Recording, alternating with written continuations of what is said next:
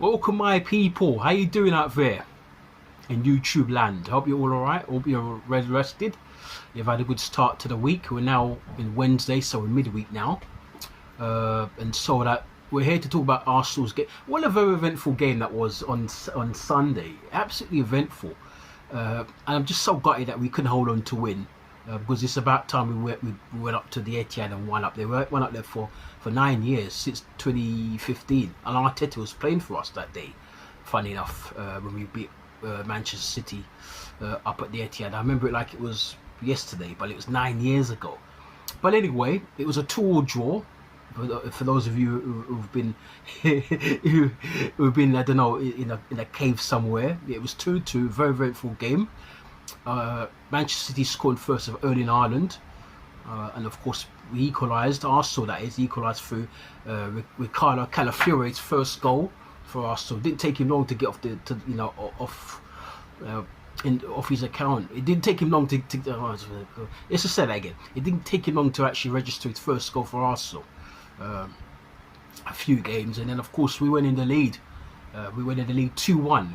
Big Gabby scoring from the back again, like he did the week before against Spurs. And then the bout with madness saw Leandro Trossard, after kicking the ball away, a split second after the referee blew his whistle for a foul which he committed on Bernardo Silva.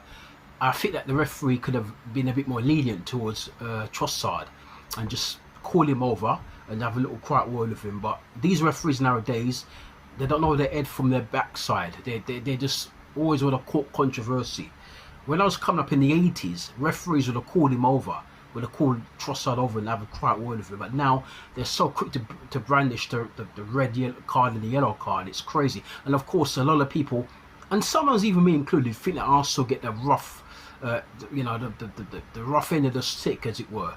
But I do think Trossard was silly in this moment, because he should have realised that his team are winning. Just as soon as the referee blows the whistle, don't kick the ball away. Try and kick the ball. That was really fast after the referee blew the whistle, but try your best not to kick the ball away, because especially when it's Arsenal, any excuse to send our players off or to book our players for very meaningful things. But anyway, it was a 2-2 draw, and if it wasn't for that red card, a lot of us thought we would have won the match. I don't know, because I had us to lose the game 2-1, and so we faced City without Kevin De Bruyne, who's out for a little while, and now Rodri's out, possibly for the whole season with his ACL injury. Those are very bad. I don't wish it bad in anyone, because he's an excellent player, but he's also a wind-up merchant. But I'm hoping that he comes back, because I do like to see quality players play, and he's a very quality. He's one of the best players in the world, and so hopefully he's not out. It's not a career-ending injury. A career-ending injury. My tongue today, and so. But hopefully he comes back and he comes up, plays well for Manchester City, because I don't like to see that, because he was one of our players. We'll be fuming. But anyway, and so the game. There were so many flash points in the match. I mean, there was even a flash point where Erling Haaland told Mikel Arteta to humble himself, to stay humble. I didn't see that, because I saw the highlights of the match, but I didn't see that game, that part of the match where Ireland told. I heard it one of the playbacks. I think it was Curtis Shaw, because I do listen to Curtis Shaw quite a lot and I watch him quite a lot. And I remember him saying something along them lines. He told him to actually calm himself or something to those effect. But when I saw the highlights of match today too, I didn't see that bit. I don't know if they cut that bit out. I didn't see that bit, but I know that the guys in the studio were talking about it. But anyway, all we have to do to shut Ireland up is to win the Premier League this season, or to win the Champions League, or dare I say, win both. I don't see us winning both. I think we could win one or the other. I think probably the league is probably more up our street, because being in Europe, we never do well in Europe, and there's some real crack teams in Europe. When I say crack, excellent teams in Europe, and that's C-R-A-C-K, not C-R-A-P, by the way. Crack isn't excellent. There's some crack teams in Europe, so we might have our work cut out. And of course, you've got Real Madrid to contend with, City themselves, Barcelona, Bayern Munich, Inter Milan. There's some very, very good teams. I'll even put Liverpool in there as well, because these teams have won it before. They know what it takes to win it. We've never won it before. We're the biggest club to have ever won it. And that really irks me.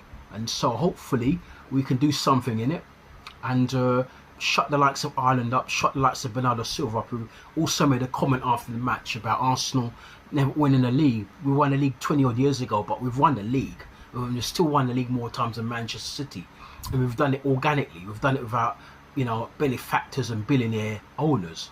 Whereas Man City won all those leagues the last sort of like 10 or so years, 12 years, with a benefactor, with the Arab money. So we can come up with our chests held high, and we can stuff our chest out by saying that, look, we're an organic team. We've won lots of leagues without having to be reliant upon somebody who's a millionaire or billionaire to bankroll us, And so Manchester City go to the top of the table. Arsenal are fourth. We've got an easier one of games now, because we had a very, very hard start to the season. We had Spurs away, 3 of our hardest games away in the season. Spurs away, which we won. Aston Villa away, which we also won. Kept a clean sheet in those 2 games. And now Manchester City, we should have won that game if it wasn't for the red card. But we'll take a point. It's probably the hardest ground to go to, not just in this country but in the whole world, along with the Bernabeu and possibly the Allianz Arena in Munich, and Anfield as well, and the Nou Camp. So we've done well. We've not lost. I'm very happy about that. So hopefully we can get a good run now. We've got the likes of Leicester coming up. I think Leicester's our game at the weekend, and we've got Southampton as well. And we've got some more easier fixtures in the league. And hopefully we can get maximum points from those games. And of course we've got the Champions League to kind of like navigate as well. And hopefully we can pick up the points that we need to pick up in the league. Hopefully slowly but surely we'll get our players back, the likes of Tomiyasu and the likes of Zinchenko. Even though Zinchenko hasn't been on great form I would say probably the last season.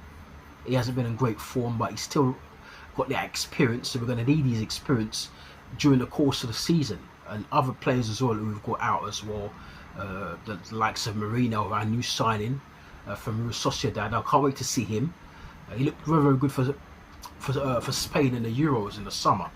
So I'm hoping that, and Arteta said that he's trying to let him know about the system that he wants him to play for us and the kind of game he wants him to play for us. So I'm hoping that during his time out, he's studying our team, studying how we play, the dynamics, and studying how to play in the Premier League and so on. And then hopefully by the time he's ready to start playing for us, after he's recuperated himself, his injury issues are over and he's starting to get back into the swing of playing again. Hopefully by that time he'll be up to speed and he'll be ready to play for us and ready to go to war for us and with us as well, because we're going to need players like that, with that kind of like warrior spirit. And I'm hearing that Marino's he's got a big tenacity to his game. He's very good at the tackle. He's very technical, as you'd expect from players from that part of the world, like Portugal, Spain, and so on. And technically good, technically astute. A bit like Busquets. I'm hearing people are telling me that he's a bit like Busquets.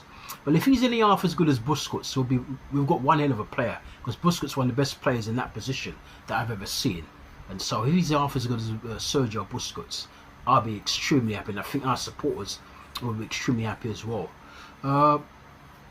There's lots of things I could say about this match, but I choose not to. Maybe another time I might come back and talk about it. But a lot of the talk in the media, and especially on like social media of a lot of Arsenal fans, is that the referee's got it in for us. And I have gone on record of saying that I do think that we get refereed differently from most other big clubs, if not all the other big clubs and even other smaller clubs as well. I do think we get referees slightly different, but I also think that at times our players need to be accountable. A lot of times our players, we get booked easily. It seems like we're a very emotional team, and we're not supposed to be emotional. We're supposed to be focusing on the match, focusing on our battles and trying to win our battles. We can't always be in a position where we feel always hard done by when a decision goes against us. We've got to face up to it. I remember years ago, when this is a long time ago, some of you might have been around, the years when we had George Graham as our manager, and he had like a siege mentality where he told the players that, look, it's us against them, and he told the players to go out and just battle, and we did that, and we won the league in '91 with that. I don't think it was such a siege mentality in '89, because at that time referees weren't being we weren't as a team and as a club being digged out as much. But I think that they had it in for us around the time when we had that brawl up at Old Trafford. Some say it started in '88. We'll give you a bit of a history lesson. There was a game between Arsenal and Manchester United in November 1988, and there was a clash between Nigel Winterburn, our left back at the time, and Manchester United striker Brian McClare, Scottish international. And I reckon ever since that flashpoint between Brian McClare and Nigel Winterburn, there's been an issue with referees against Arsenal. Because, you know, Manchester United are like a darling club to England. They're like a darling club along with Liverpool and Tottenham Hotspur and the likes of West Ham. But Arsenal are always seen as like an outsider, because Arsenal always go against the status quo.